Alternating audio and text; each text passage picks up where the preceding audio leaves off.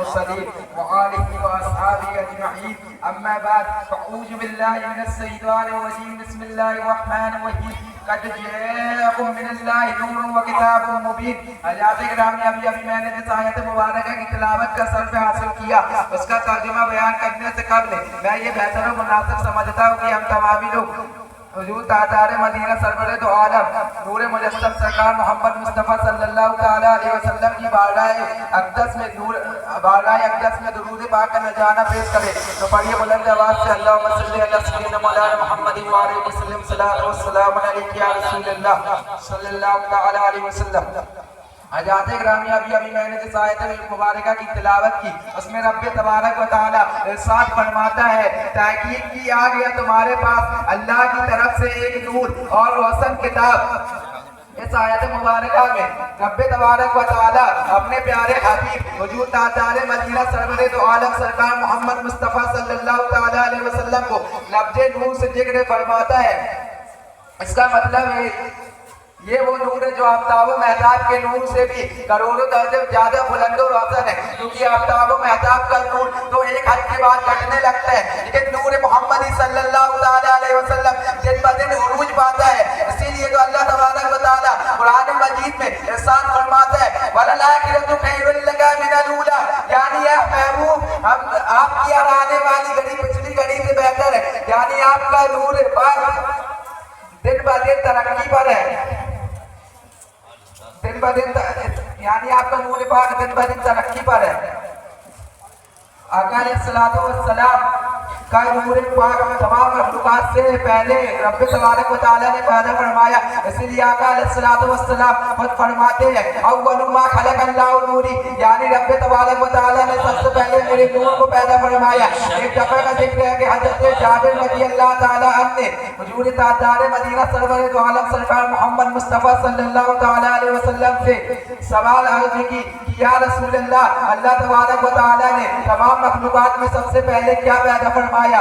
یہ سوال سن کر میرے پیارے نبی سرکار محمد مصطفیٰ صلی اللہ تعالیٰ علیہ وسلم نے حضرت جابر رضی اللہ تعالیٰ عنہ سے ارشاد فرمایا کہ اے جابر رب تبارک و تعالیٰ نے سب سے پہلے تمہارے پیارے نبی کا نور پاک پیدا فرمایا۔ اس وقت نہ نور تھی نہ قلم، نہ جنت تھی نہ دوزخ، نہ زمین تھی نہ آسمان، نہ انسان تھا نہ جن، نہ مٹی تھی نہ پانی اور نہ ہی ہوا، غرض یہ کہ اس کائنات کی کسی چیز کا وجود ہی نہ تھا۔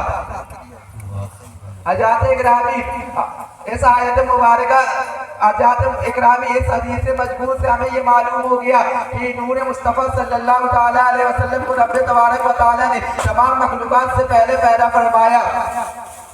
حضرت ابو ہریرہ رضی اللہ تعالیٰ عنہ فرماتے ہیں کہ ایک دفعہ سرکار محمد مصطفیٰ صلی اللہ تعالیٰ علیہ وسلم نے حضرت جبرائیل علیہ السلام سے دریافت کیا کہ اے جبرائیل تمہاری عمر کتنی ہے؟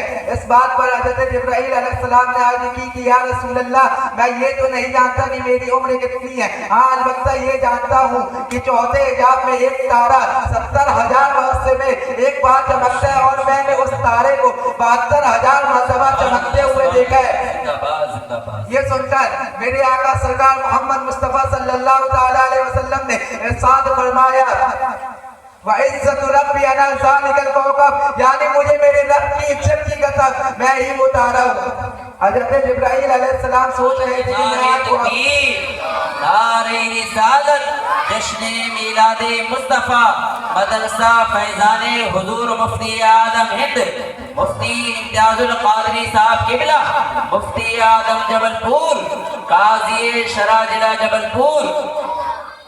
حضرت جبرائیل علیہ السلام سوچ رہے تھے کہ میں آج بہت ہی لمبی عمر بیان کر رہا ہوں، مگر جب انہوں نے میرے آقا کا یہ جواب سنا تو انہیں بھی یہ معلوم ہو گیا کہ آقا تو مجھ سے بھی پہلے کے ہیں۔ عزیزان اکرام، ہم لوگوں کا ایمان و یقین ہے کہ سرکار محمد مصطفیٰ صلی اللہ تعالیٰ علیہ وسلم نور علی نور ہے، نور علی نور ہے۔ جو لوگ انہیں اپنے جیسا سمجھتے ہیں یا کہتے ہیں وہ بہت ہی بڑی گستاخی کرتے ہیں۔ آقا علیہ الصلوۃ والسلام کے نور سے ہی تمام مخلوقات بنی اور آقا علیہ الصلوۃ والسلام کے واسطے ہی تمام مخلوقات بنائی گئی. بے شک اسی لیے تو اعلیٰ حضرت عظیم البرکت مجدد دین و ملت علیہ رحمت و رضوان فرماتے ہیں وہی ذل رب وہی نور حق وہی ذل رب ہے, انہی سے سب ہے, انہی کا سب نہیں ان کی ملک میں آسمان نہیں کی جمع نہیں کی جمع نہیں. بے شک حضرات گرامی آقا علیہ الصلوۃ والسلام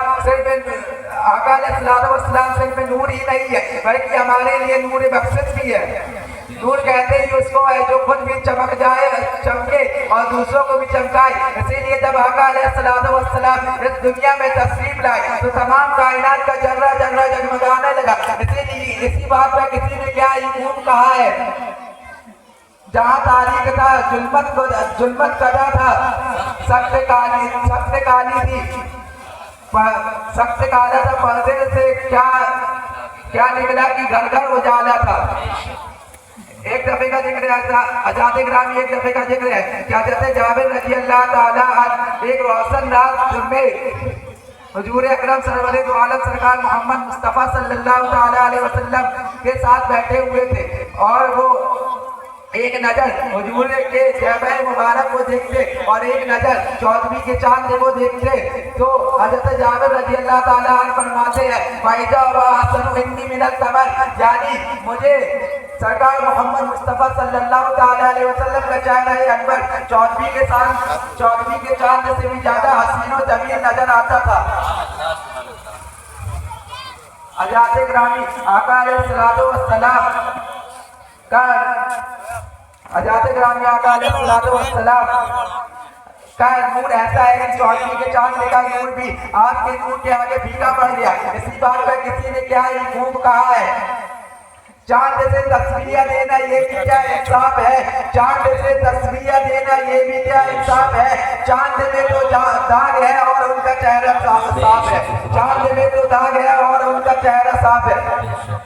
حضرات گرامی سرکار محمد مصطفیٰ صلی اللہ تعالیٰ علیہ وسلم کا نور ایسا نور ہے جس سے تمام جہاں جگمگا رہا ہے. اے میرے نور اے نور آقا, آپ مخزن نور ہے, آپ سراپا نور ہے, آپ نور لگا نور ہے. اے نور وقت آقا ہم گناہگاروں کی طرف بھی نگاہ نور ہو. اسی لیے تو اعلیٰ حضرت عظیم البرکت مجدد دین و ملت علیہ رحمت و رضوان فرماتے ہیں چمک تجھ سے پاتے ہیں سب پانے والے, چمک تجھ سے پاتے ہیں سب پانے والے, میرا دل بھی چمکا دے چمکانے والے, میرا دل بھی چمکا دے چمکانے والے. حضرات گرامی ایک اور حدیث حضور کی سال مبارک میں سماعت کرنا, اس کے بعد میں آپ لوگوں سے رخصت ہو جاؤں گا.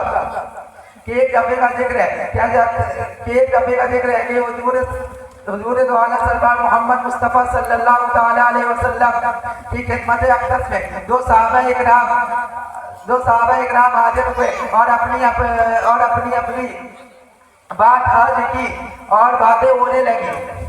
رات بہت ہی زیادہ ہو گئی تھی اور دونوں صحابہ اکرام کو اپنے اپنے گھر جانا تھا. رات بہت ہی اندھیری تھی اور روشنی دکھائی نہ پڑ رہی تھی. لیکن جب میں دونوں صحابہ اکرام بارگاہ نور سے گھر جانے کے لیے اٹھے تو ان میں سے ایک صحابہ اکرام کی لاٹھی چمکنے لگی اور راستہ دکھائی دینے لگا.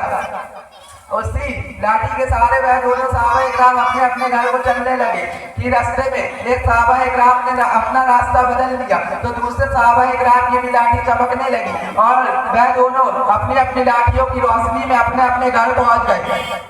حضرات گرامی یہ بارگاہ نور کا پیکے نور کی غلاموں کی لاٹھیوں کو بھی چمکا دیا.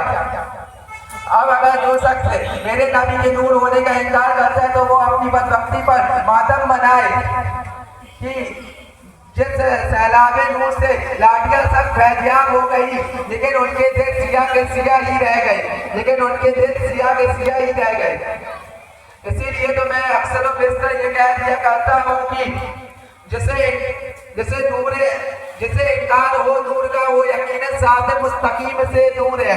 جسے انکار ہو نور کا وہ یقیناً صراط مستقیم سے دور ہے.